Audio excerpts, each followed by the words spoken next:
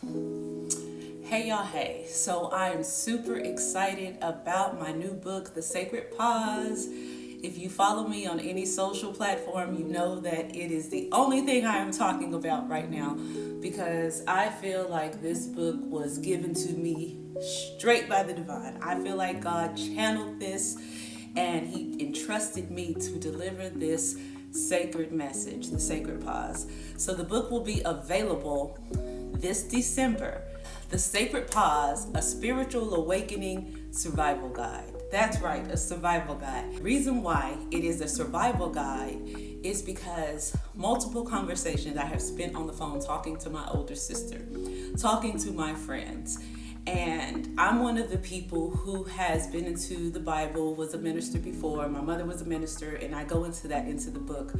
But I also studied ancient Kemet, psychology, and all these different things, right, over the years. While everybody was out dancing, twerking, doing all these things, I was the conspiracy theorist, right? And so I have spent years and years studying all these different subjects and topics, spirituality included.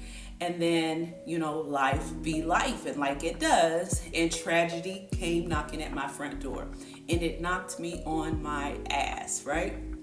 And so I have been in a period of seclusion, a period of isolation. And now coming out of that isolation, God has shown me the purpose of that pain and how to turn that pain into purpose. And that is where the sacred pause comes from. It is that time where you think God has forgotten about you. It is that time where nobody is understanding you, where you know for a fact, without a doubt, that you are doing all the right things, but nothing right seems to be happening. In fact, it seems more like bad things continue to happen. So I am here to encourage you to hold the line, okay? Do not give up, and what to do during that time and what it could possibly mean for your life. The sacred pause is not punishment, it is preparation. So if you are in a time of uncertainty and it feels like you Job up in this bitch, where time passes, you're praying, you're meditating, you're doing the right things, and time passes and you're having faith and you're like, okay, and then a year goes by, and then another year goes by, and then another year goes by, and you're like, wait a minute. Okay, God, I was prepared to wait, and I was prepared to not have what I wanted immediately, but now it's kind of feeling personal. Now it's feeling like, is this stuff even working? Is this stuff even true? Maybe I'm crazy for having this faith. Maybe I don't understand faith. Maybe I did something wrong and I'm being punished. All of these things because we have in our mind a time frame, or at least I did. I was like, okay, I can suffer for this long, but this is getting to be a little much. And that is the sacred pause, because that is the sacred time for you to get to know God, for you to get to know God's voice, for you to get to know yourself, for you to really be able to hit rock bottom so that when you emerge, nothing can faze you. So that now when people talk about you, it slides off of you. Now when people give you those looks, it slides off of you. Now there's no competition with anybody because you look at everybody from a different lens. Now you see yourself when you see other people, and you realize that you are giving off reflections. And I mean, it gets deep, but I said all that to say you can make sense of it.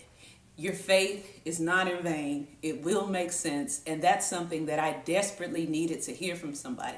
I needed truth. I didn't need a bunch of scriptures quoted out of context. I needed proof. And I needed to know that somebody understood. Because I really felt like all I was doing was complaining. Because yes, people were giving me the snippets of faith and Job and this long, but it seemed like they weren't really getting that I understood that stuff. But there was another piece of this puzzle that was missing. And so I felt really misunderstood.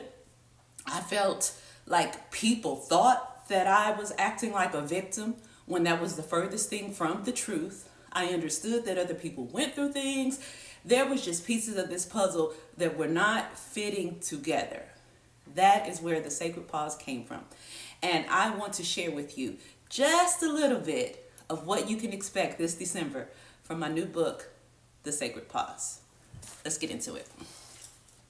Yes, I have to use readers Do not judge me. All right. The Sacred Pause, the Spiritual Awakening Survival Guide. Opening quote. Be still and know that I am God. Psalms 46:10. Even in silence, the ancestors speak. The breath between endings and beginnings is holy. And that is an African proverb, a Kemetic translation. Introduction. There comes a moment between who you were and who you are becoming. A stillness so deep, it almost feels like death. That is the sacred pause. It's the inhale before resurrection, the quiet between collapse and clarity, the invisible space where God rearranges what you thought you understood. This book was born in that silence, not from ambition, but from necessity. Because when your soul wakes up, the noise of the world becomes unbearable. The old you starts to shed titles, relationships, even beliefs. And you find yourself suspended between the life you've outgrown and the one you haven't met yet. That was the beginning of the awakening. The moment I stopped chasing God in churches and started recognizing God in everything. It was uncomfortable, lonely, terrifying, and liberating all at once. And when I finally rose, I knew this wasn't just my story. It was the story of countless women trying to navigate between belief and becoming tradition and transformation. I wrote the Sacred Pause for those women. The ones who can quote scripture but can't stop searching. Who've checked every box but still feel empty. Who've healed others but have forgotten how to rest themselves. This is not a book of instructions, it's a mirror. It's a reminder that resurrection isn't a miracle reserved for the ancient text. It's what happens when a woman stops lying to herself and decides to live honestly. In that place, faith stops being theory. It becomes oxygen.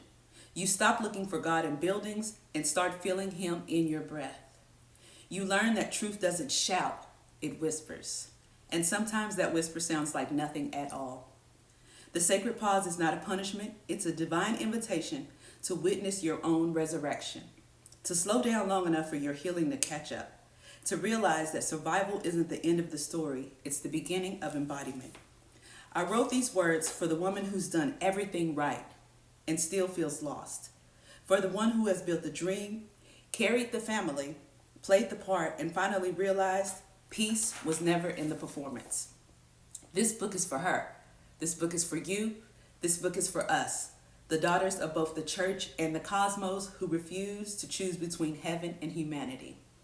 So take a breath, don't rush, let the pages hold you the way the silence once held me. Because resurrection doesn't begin with action, it begins with a pause. Welcome to yours.